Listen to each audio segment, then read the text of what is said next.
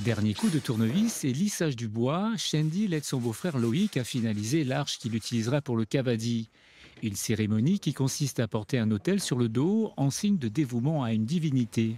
On a d'abord fait la structure, donc ce sera la base. On a donné la forme qu'on voulait et après, la veille de la grande célébration, on va décorer la structure, donc avec de la végétation, des fleurs, on va rajouter des divinités, peut-être même des petits bijoux. Enfin, voilà, chacun est libre de faire un peu comme il le souhaite pour honorer la divinité.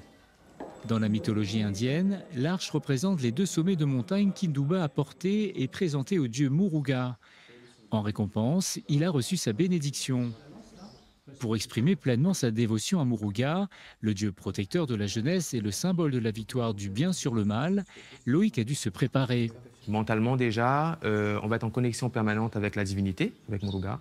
Donc ça va se passer par un carême, déjà avec une alimentation végétarienne, avec l'écoute des prières, des mantras, et on passe quasiment toutes les journées au temple.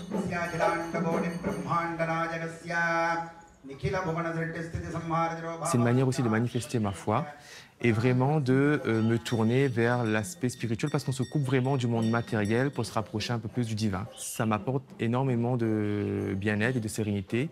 Déjà, c'est pour remercier la divinité d'avoir passé une année et puis ça me permet de me préparer aussi pour les événements futurs, les années à venir. Shendil a aussi participé plusieurs fois au cavadi. Cette année, il va assister Loïc. C'est sa manière à lui d'exprimer sa foi. C'est important de l'aider. Éventuellement, quand on participe avec toute la famille, c'est un bienfait. On peut avoir une grâce avec le Seigneur Muruga.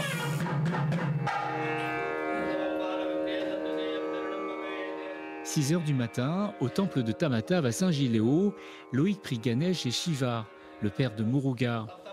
Son arche, finement décorée de fleurs et de fougères, va recevoir la bénédiction des Poussari, comme tout fidèle qui participe au cavadi.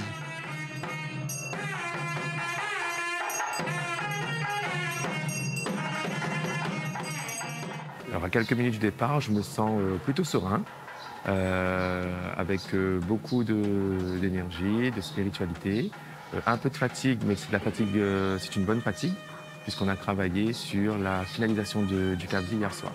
Beaucoup de prières, beaucoup de mantras qui nous permettent en fait d'être serein avant le départ et de tourner sa confiance vers la divinité, puisque c'est le moment ultime de la fête. L'épreuve de dévotion du cavadi est aussi un moment de partage. Loïc est entouré de sa famille et de son épouse. Je le soutiens en tant qu'épouse, en tant qu'aussi fidèle du temple. Je sais ce que c'est de porter le cavadi tous les ans. Donc du coup, là, aujourd'hui, exceptionnellement, lui, il porte tout seul. Donc là, je le soutiens et je serai à côté de lui jusqu'à la fin.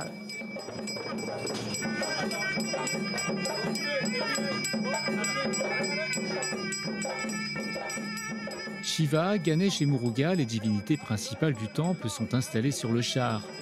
C'est le départ de la procession. Les pénitents sont nombreux à y participer. Loïc est en première ligne, un honneur pour lui, mais avant tout, un moment de communion profonde avec les divinités. Certains attendent plusieurs années pour avoir ce privilège.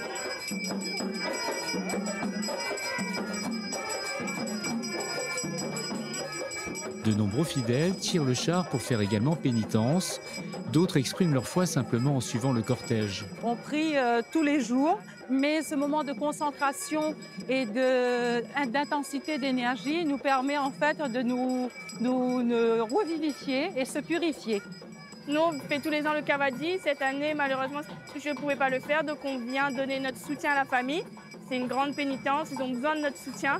Et on est là, ça nous apporte des bienfaits, des énergies positives.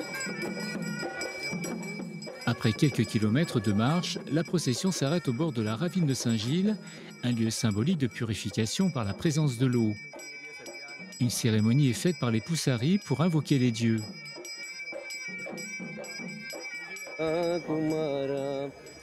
Ici, Shendil transperce les bras et le dos de Loïc avec des aiguilles d'argent censées favoriser la circulation de l'énergie solaire.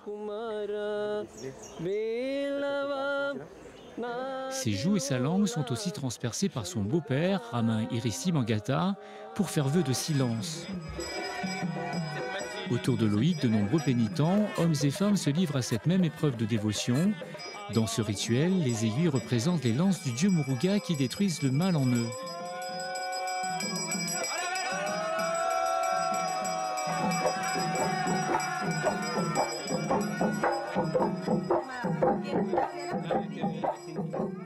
La procession se fait au rythme des tambours, plus que quelques kilomètres à faire pour les fidèles. Arrivé au temple, c'est en dansant avec son arche que Loïc pénètre dans le lieu sacré. Il peut enfin déposer son cavadi, enlever ses aiguilles et aller se présenter devant Muruga, matérialisé par ce pot en cuivre, les offrandes et les prières de Loïc à la divinité.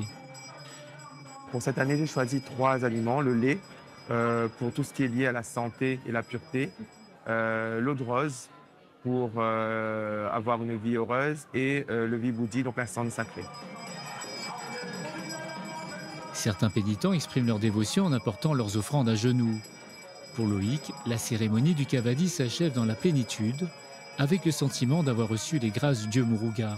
Le fait de se donner à Dieu de cette manière, je crois fermement que ça va m'aider dans l'avenir et même après la mort, justement, pour que mon fils bénéficie de cette grâce. Et j'espère qu'un jour, il perpétuera cette tradition pour que, justement, on soit toujours en harmonie avec Dieu.